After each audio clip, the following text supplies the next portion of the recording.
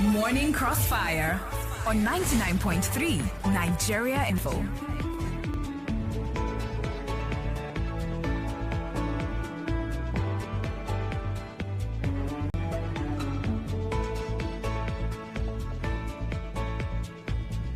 Okay, we're back right here on the Morning Crossfire. We had a conversation on Friday, yes, indeed, and the promise was that we will continue the conversation today, and indeed, we are back with the continuation of that conversation on the legacy of the General of Nigeria's former President, Ibrahim Babangida. And of course, this follows the book that he released titled My Journey in Service.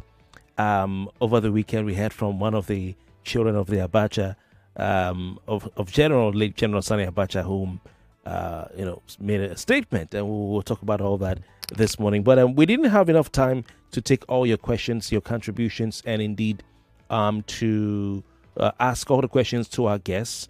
And he's graciously agreed and accepted to come back today. For that, we are grateful.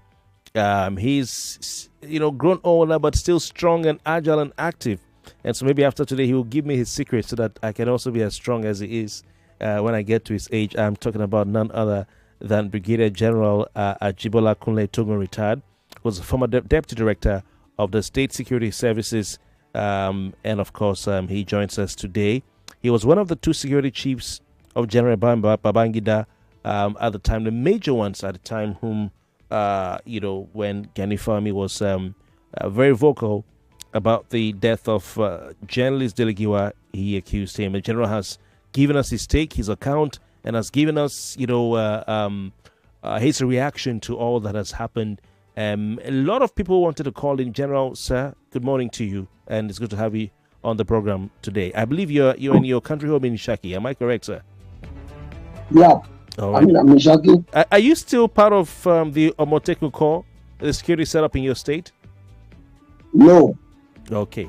At another time, we'll probably talk about insecurity in the Southwest. But for those who are listening, please call us on the number 0201-277-0993, 0201-277-0993. Then, of course, we have a female listeners can call the number 0201-465-7190. 0201-465-7190. Ibrahim Babangida's autobiography, Journey in Service, continues to elicit a range of reactions from various notable figures.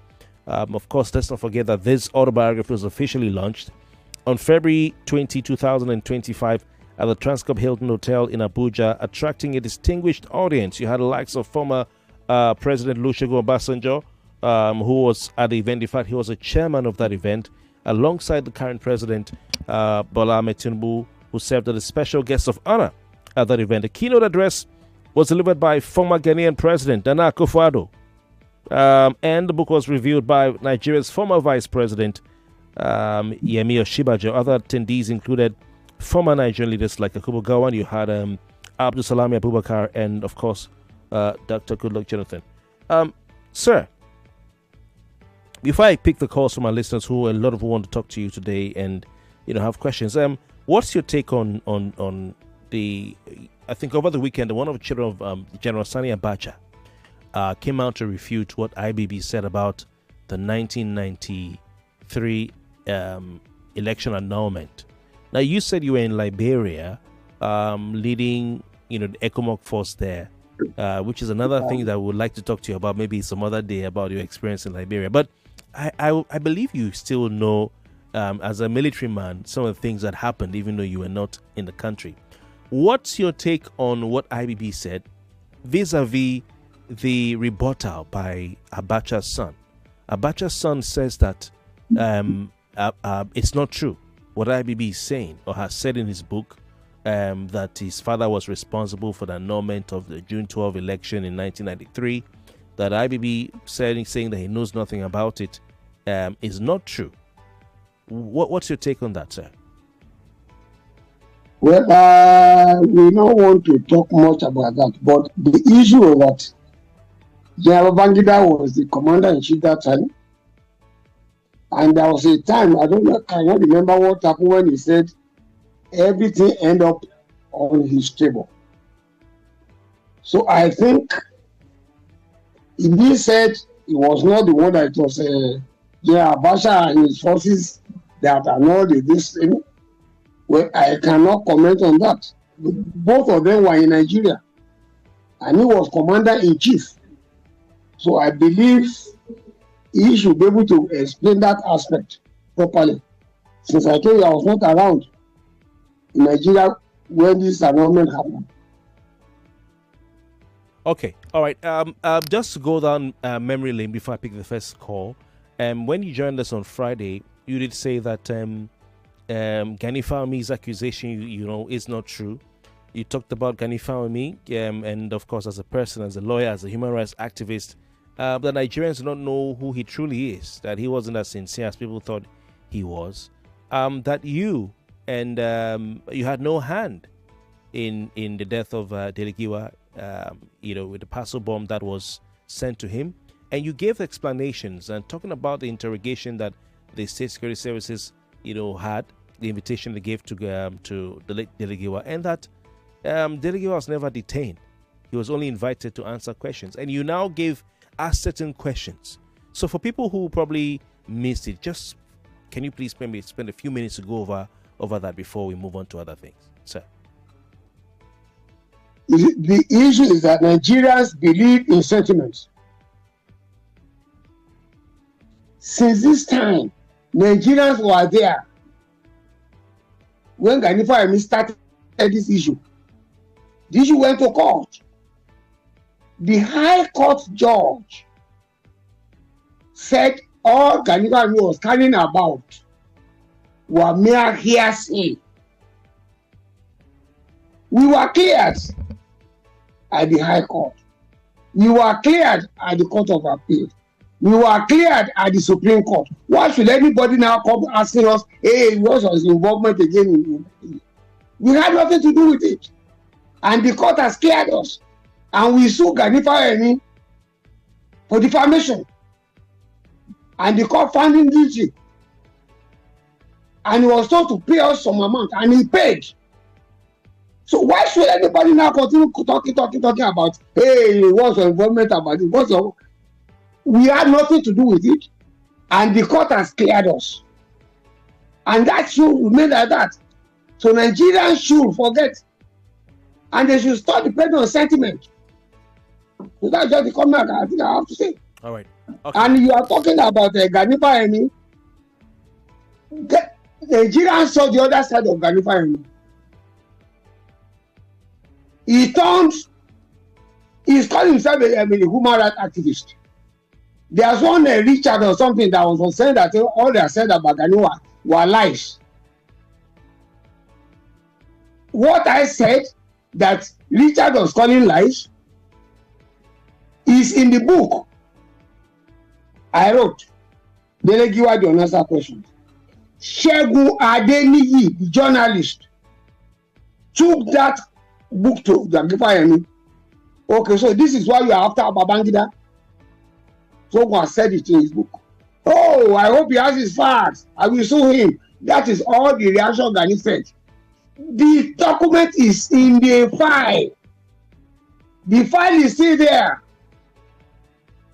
When we talk as security people, anything we say, we have evidences, we have documents to prove it.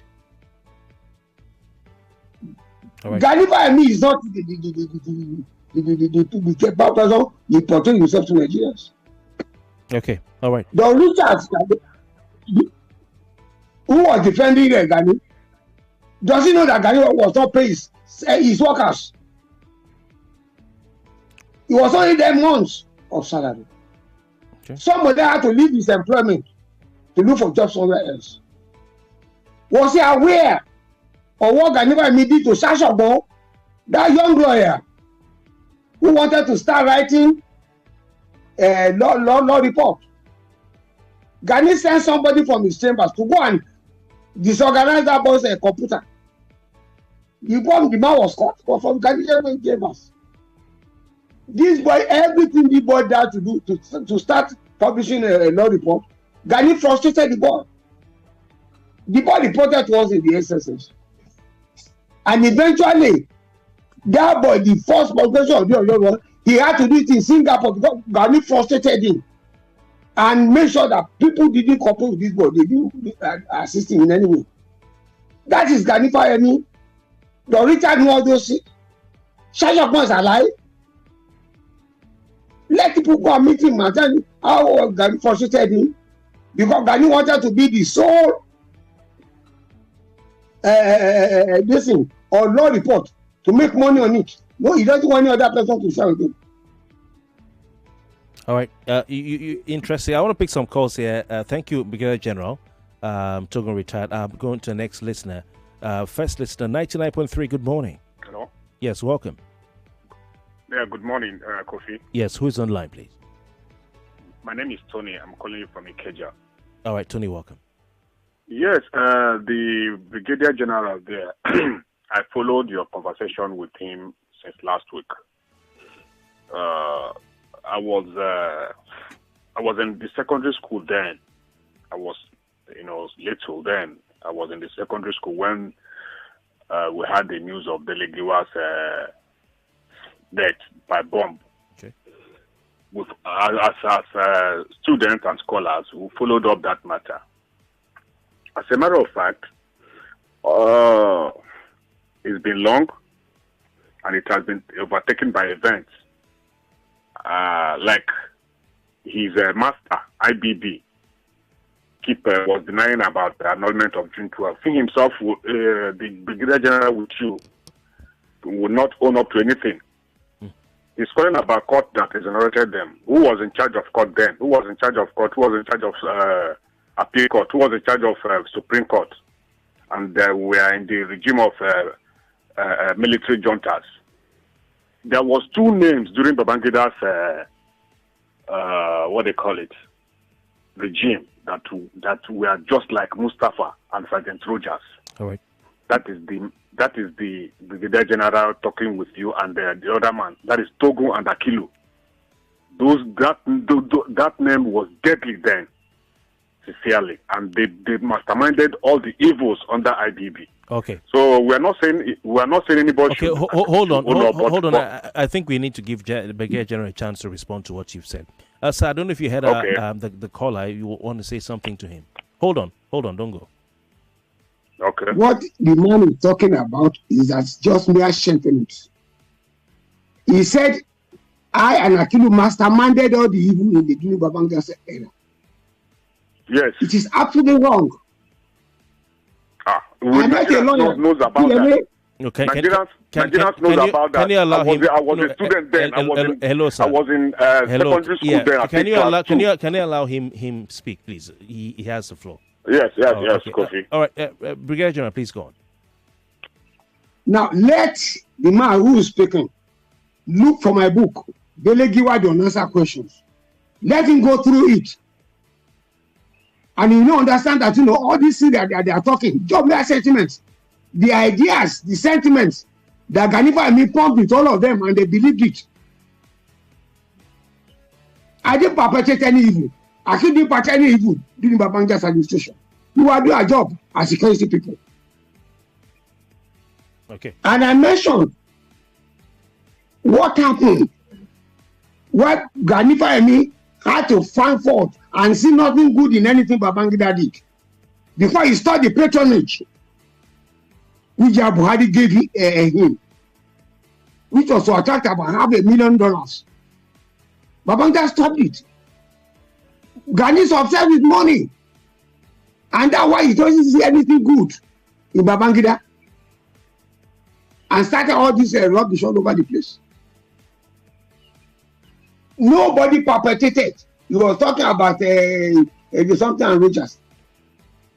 I am a human rights activist. I did what I did during Babangida's administration. Okay. Reason people.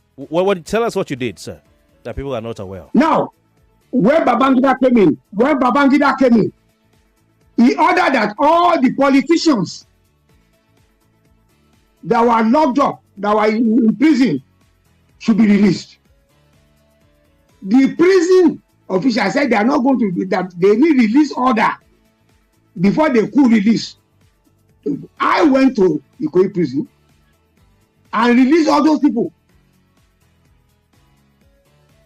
It was in Ikoyi prison, they told me that there are others in Kirikiri prison. I had to find my way to Kirikiri prison to go and release the people there.